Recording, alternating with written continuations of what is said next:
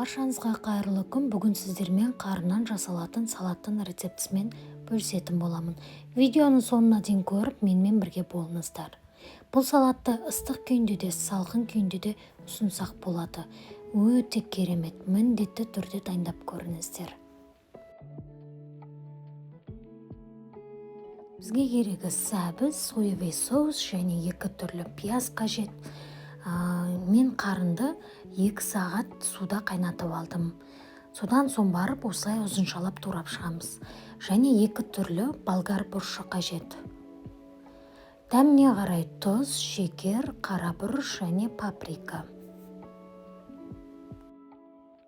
Ең алдымен ыдысымызға майымызды құйып, жақсылап қыздырамыз. Қызғаннан кейін пиязымызды салып, жақсылап қуырып аламыз.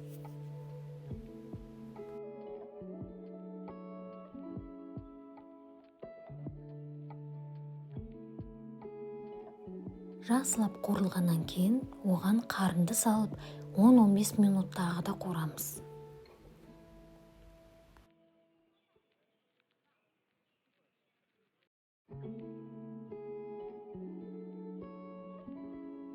Содан соң сәбізімізді саламыз.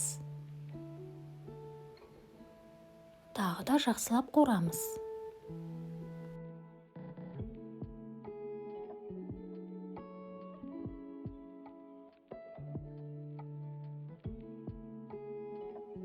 Және болгар бұрышын салып, тағы да жақсылап қуырамыз.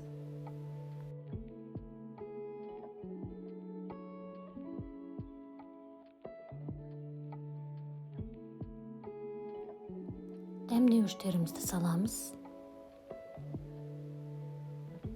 Соевый соусты құйып, тағы да жақсылап араластырамыз.